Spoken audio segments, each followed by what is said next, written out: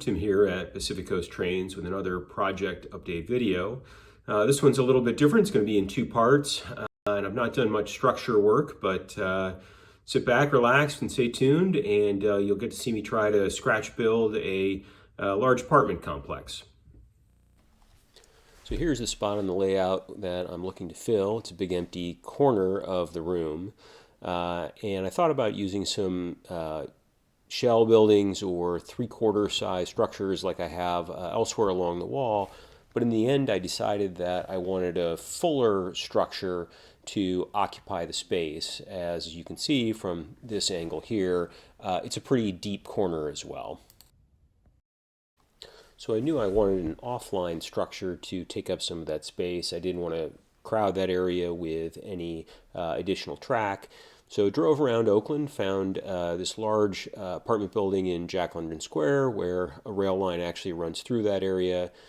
Took some photos of my own and then went online to Google Maps and Google Earth, took some screenshots and some screen captures, including an overhead, which gave me an interesting perspective, and then use that as the basis for doing some CAD work and some CAD design.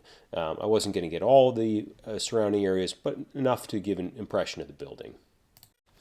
So I used a program that I found online called LibreCAD to help design the files that I would use to feed into the laser cutter and cut the building from 3mm plywood. I found LibreCAD pretty challenging to use. I'm not a draftsman or draftsperson, but was able to come up with something that looked like the parking garage underneath the structure. And then I went ahead and designed at least one tower of the apartment complex, including several layers in the laser cutter that would cut out both the window holes, but also in the pink lines, etch some of the detail into the columns as well. And as I said, it was a pretty steep learning curve, but came out with a file that I could use. I took the CAD file to a makerspace where I was a member and used their laser cutter to cut the wall sections out from 3mm plywood that I bought from Ace Hardware. As you can see, the laser also put an etching into the places where I put those in the file. I then went on to Tinkercad, designed some windows as tests, and printed a few of those out. I had 8 different sizes because I'm not very good at CAD, but these windows tended to, almost without exception, fit pretty snugly in the window openings that I'd created, meaning that the printer was pretty precise. So I printed some windows. And then I printed more windows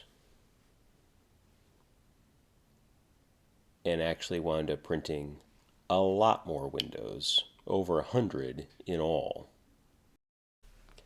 Coming next, we paint and detail the apartment complex. Thanks for watching.